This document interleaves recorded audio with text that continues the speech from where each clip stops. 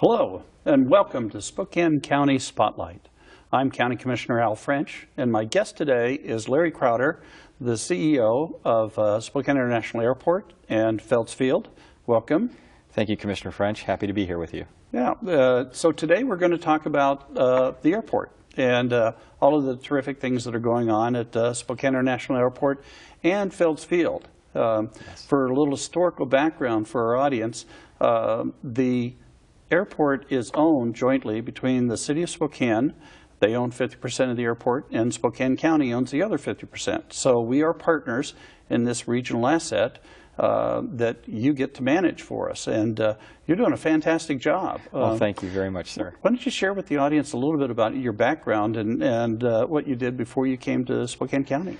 Well, I've always been interested in combining a career of public service with a love of aviation, and so I was attracted early in my life to a career in airport management, and I've been in airport management now for 26 years.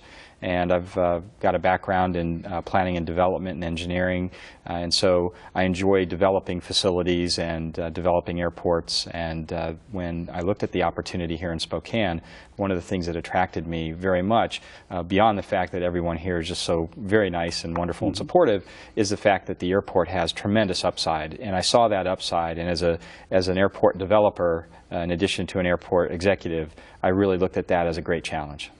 Well, and you are the result of a national search the board conducted, and so out of the best, I think we've got the best. And so thank you. It's been a pleasure being able to work with you. I serve as one of the members on the airport board, and as a county commissioner and co-owner of the airport, we do a lot of interaction together. But we're going to talk about some of the really exciting things that are going on, from nonstop flights to capital improvements and things like that. So why don't you talk a little bit about the enhancements to the available flights for our customers? Thank you. You know, air service management, retention and growth is really the name of the game. And it's really where we measure our success, is by improving the connectivity of the community with the global marketplace.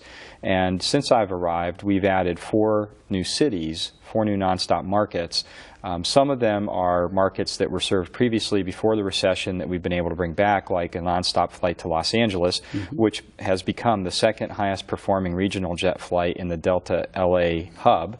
And we've also been able to add leisure market nonstop service to Honolulu with Allegiant, which is doing very well.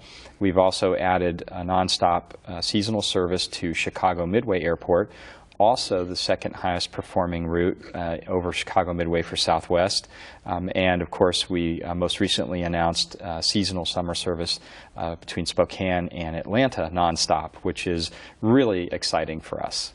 Well, and the fact that we're picking up these nonstop flights is a significant advancement for the airport, because there are other airports here in the country that are actually losing flights. And so as we develop more and more of these direct flights, it not only makes it easier for our passengers, our patrons, to get where they want faster and easier, but it also helps solidify the future of the airport. It does, and I think, again, very importantly for the business community and for the leisure travelers, our market area is very large, goes all the way up into Alberta, all the way across to the the Cascades and into northern Idaho. So we can draw a lot of people, even into Montana. And so what we found, particularly with the nonstop offerings, is that we can bring more people into the Spokane International Airport, which is obviously very good for the community, very good for us financially. And that's why it's so important that we continue to build nonstop flights. Well, and the airport is not only involved in expanding and improving the quality of service to the flying patrons, but the airport also owns quite a bit of land that they're very aggressively working to try and develop and bring new industries, specifically aerospace industries, to the community and expand our inventory of good paying, livable wage jobs with great benefits. And one of those initiatives is called Air Spokane.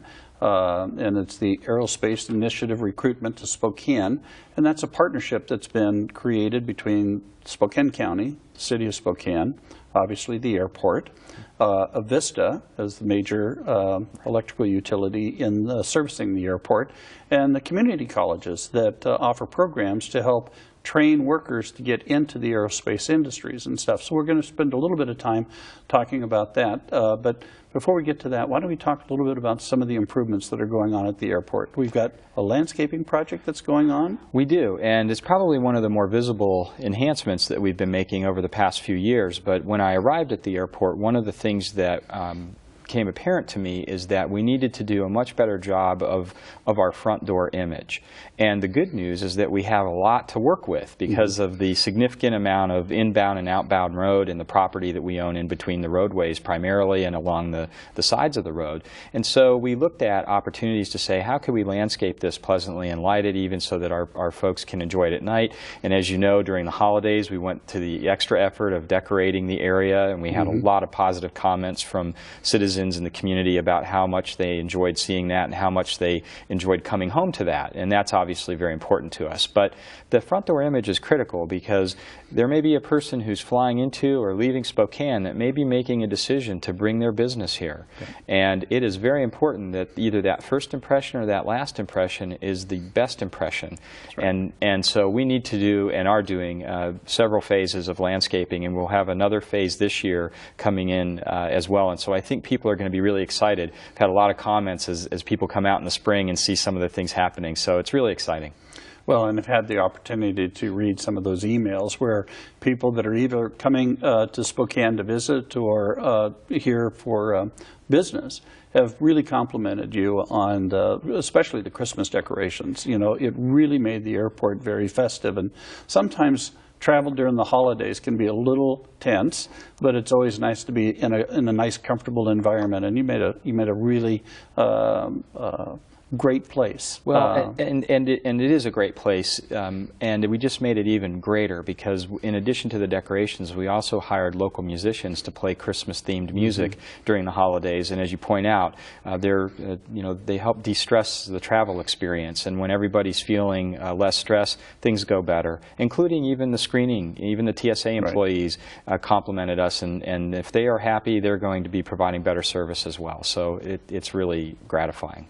Well, and you've made some other changes. I'm thinking about luggage carts and how we assist people in getting their bags around and stuff. You want to talk about that? A little bit, yes. When I first arrived, I was distressed that we were, requiring payment for certain things that I felt really should just be part of the customer experience at the airport without paying. And baggage carts were the first things. And we ended the contract and we provided them free to the customers, and that's probably been one of the most encouraging things that we've done for people. We've got tons of comments from people who say, I really appreciate that because it really helped me because I had, I didn't have my spouse with me and I had my children and a lot of luggage, and this was a really nice way for us to be able to get through the terminal well. We've just added a number of additional baggage carts as well, brand new baggage carts. So we're phasing out the old stock, bringing in really nice carts that are even better than the ones we initially started with. So it's been a great customer improvement, a customer service improvement for our citizens. Well, that's one of the things that I've really come to appreciate about you is that you really look at the experience from the passengers, the customer's perspective, and how can we make that a better experience for them. And you've done a yeoman's job, so thank you. And more to come in the future. And for those of the viewers that are tuning in, one of the big improvements in the near future is also going to be completely free Wi-Fi services, much faster and more convenient than they currently are, and that will be coming this summer. Well, and it's amazing to me. We shared this story here last week where I was sitting in an airport and listening to people talking about how frustrated they were in getting connected to the Wi-Fi in other airports and stuff. And as we become more and more tied to our smartphones and our iPads and everything, digital communication is critical, and being able to just connect is a big issue and stuff. So what you're doing to enhance that connectivity is incredible. And it also helps us because when we're better connected, our customers are better connected to us. And that's one of the reasons that we've gone into Twitter and Facebook as well, because we're looking for that input back from the airport users. Tell us how we can do a better job. Tell us what we're not delivering. Tell us what you need. And it's been really gratifying to receive those comments. And most of them are compliments, frankly, which is great. So the airport is also involved in master planning, and as I alluded to a little bit earlier, not only are you planning for the future of the airport, but also how are we going to develop this adjacent land. And around an airport, it's critical that you control the land around the airport so that you eliminate encroachments, you eliminate the opportunity for non-compatible uses. And so why don't we talk a little bit about that? Well, I first want to pay a compliment to the community, because a couple of things that are really important that not all communities do a really good job of is protecting their air transportation facilities. Mm-hmm. And I think that this community has done a phenomenal job of protecting, both through acquiring land and adopting compatible zoning that is appropriate, and very, very long-term thinking that is the basis for all of that. And so one of the upsides that I saw coming into the airport was the fact that clearly the community understood the value proposition of the airport, mm-hmm. and the need to protect it, and both at SIA and at Felts Field. So it was very gratifying also to me to see that that level of care was being taken in terms of protecting the airports, because as you point out, the true ability of the airport to deliver economically is always going to be hampered if the airport is boxed in by residential development or things of that nature, or unable to have the resources to grow.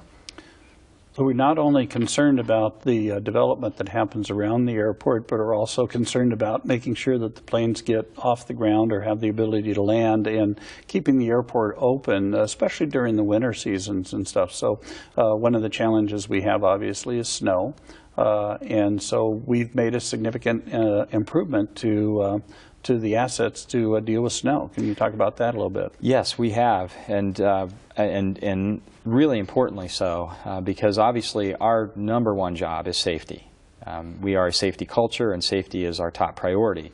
And when I arrived, we were clearly in need of making an investment in new snow removal equipment, which we've invested over $5 million in new snow removal mm-hmm. equipment, and also a brand new snow removal equipment storage facility that allows us to store this equipment. And the equipment is much larger now than it used to be, because it's multitask equipment. But mm-hmm. The equipment is being broken in. It's been a pretty good season for us so far, and the operators are learning how to use the new equipment efficiently, and it's had great results, and we've been able to keep the airport open in all conditions.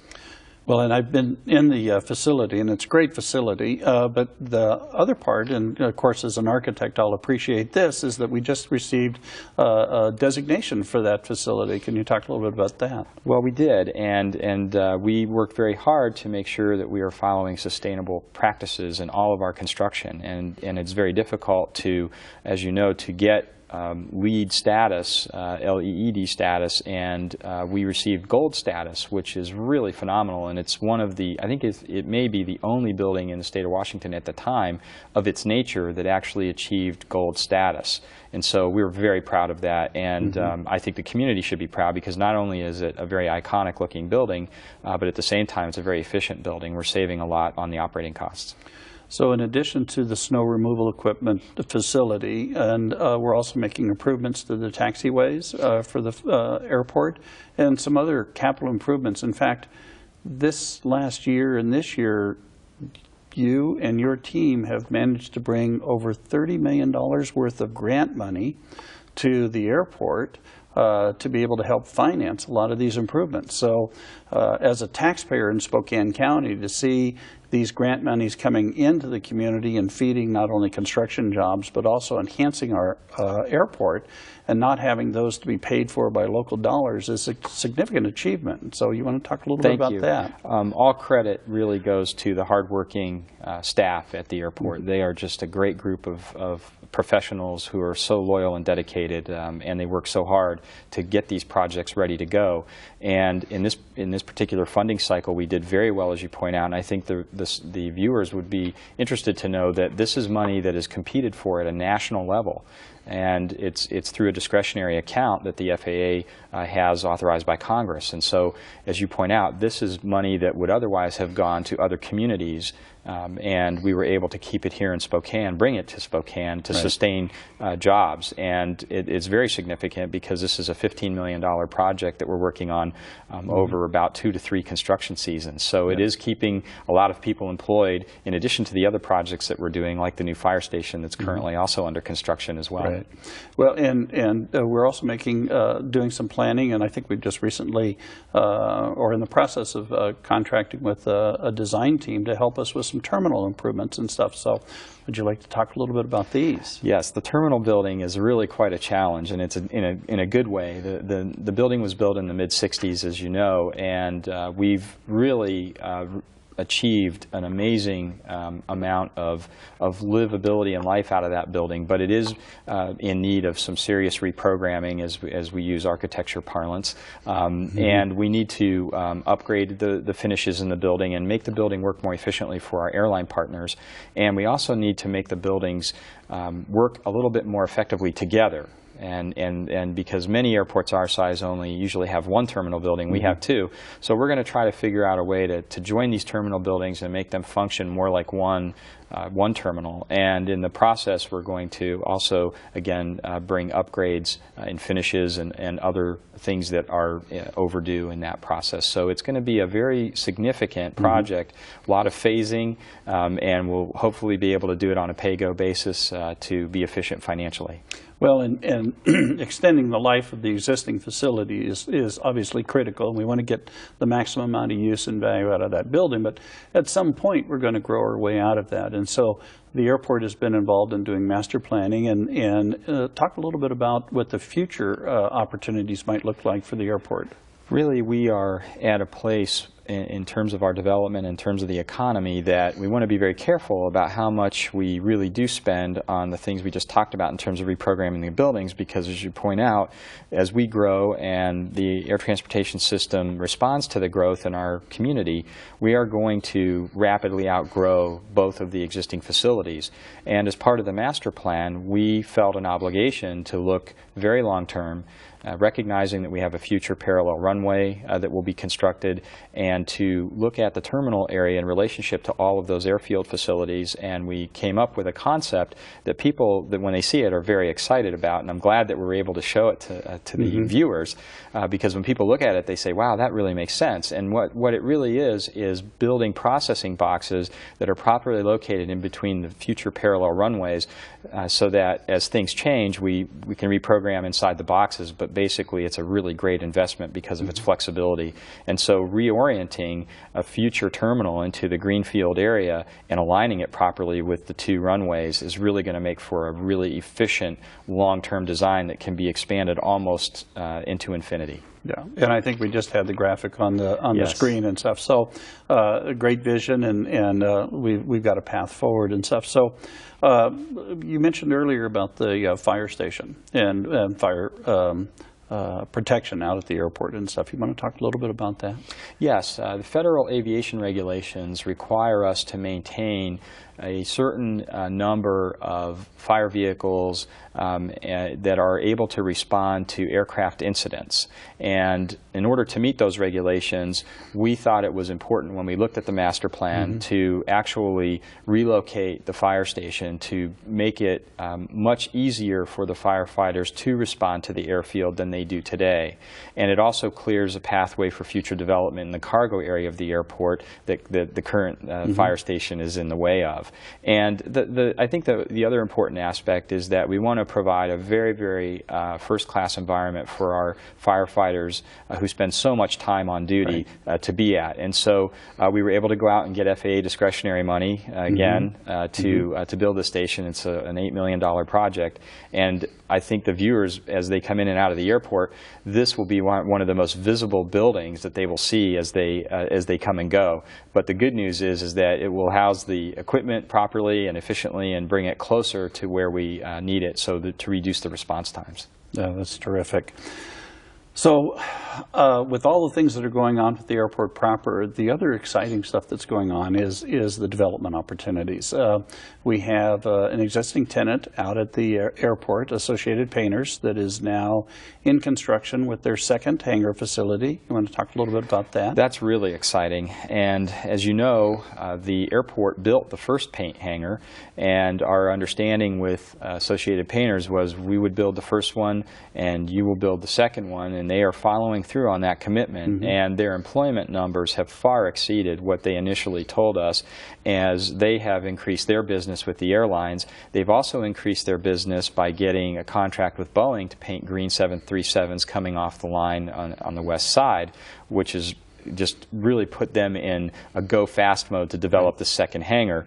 And obviously we want to start talking to them hopefully in the future about a third paint hangar as well. But each hangar is coming along with 60 to 100 family, wage sustaining types of jobs, and that's really, really important for the Spokane economy. And the fact that we already have in Spokane County well over 100 Tier 1 and Tier 2 manufacturers in the Boeing supply chain, and we're working very aggressively to build on that.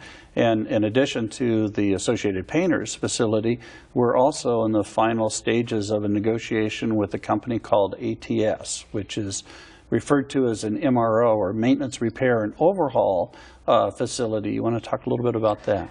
That's a really, really critical part of what we think the foundation needs to be to launch future growth in aerospace and, frankly, in airline service. Having a very large maintenance, repair, and overhaul operation, which we call on-network, which means that the airlines can utilize that efficiently by limiting the number of non-revenue flights that they have to take in their system to get to maintenance facilities, is really critical. And the folks at ATS recognize the fact that they need a facility in the Pacific Northwest that is on network, and that really reduced the number of choices significantly, and they came to us say we would really like to be in Spokane. They see the upside and the value proposition as well, and I think for us having that facility coming online in the next couple of years is going to be really critical to our future aeronautical and aerospace development objectives. Well, and you've got companies like Boeing and Airbus and some of the others that are involved with the initial construction of new planes. But the other major aspect of the aerospace industry is keeping those planes in the air after they've been delivered to the customer. And that means on a regular basis they have to be serviced, maintained, and in some cases completely rebuilt. And so that's what this MRO opportunity is the ability to be part of that system of rebuilding these airplanes so that it keeps them in the air, and again creates some incredibly good jobs for the region. So I think the ATS facility is projecting up to 500 new jobs within a 5-year period. And that's the first of what they hope to be 3 hangar facilities. So you take that, Associated Painters, I know we've got some other deals that we can't talk about in terms of specific companies, but deals in the final throes of being announced that will also bring a significant number of good paying jobs to this community. So that's all a credit to your leadership and the partnerships that we've been able to create specifically with Air Spokane, and Greater Spokane Incorporated is one of those partners with Air Spokane, and so good work and a lot more to come. Well, thank you, and I think it is critical to point out the importance of our partnership. I think the airport has really acted in the past few years as a coalescer of a number of people who have important roles to play in economic development, and we were able, I think, over the past few years to really gel that vision and really put together a really good team that can respond quickly, just as we did in the case of the hangar project, to make sure that that second hangar did get built in Spokane. That's right. So it's not all about SIA and Spokane International Airport. We also have Felts Field. Why don't you talk a little bit about Felts Field? Felts Field is a very special place. I have had a long career and worked at a lot of airport systems that had general aviation airports, and I can tell you without a doubt this is the most significant investment of human beings that I've seen in a general aviation airport in terms of the number of people there who are talented and give their time and talents to the benefit of the airport there. And it has a contract tower that's very important. We have some very significant anchor tenants, Spokane Turbine Center, which is also affiliated with Moody Aviation, Moody Bible Institute, and as well as MedStar. And so we have a very significant number of aircraft operations going on down there, as well as a significant rehabilitation program going on for the pavements. We're actually going to be talking very soon about some new hangars, which is very exciting. And of course, we're trying to also work in the Honor Point Military and Aerospace Museum into the historic district concept. So it's a very exciting time for Phelps Field. So how about a quick little promo about an event that we have coming to that, a regional fly-in? Yes, we were one of 6 locations chosen across the United States to host a regional fly-in for the Aircraft Owners and Pilots Association. So that is a really big deal for us, and I think it's a recognition of what I've just mentioned, is the special aspect of Phelps Field and the community that's there. And that will be held on August 16th, and we may have up to 250 airplanes joining us over the course of a couple of days. So as you can imagine, it's going to be there's going to be a lot going on. It's going to be a very exciting time.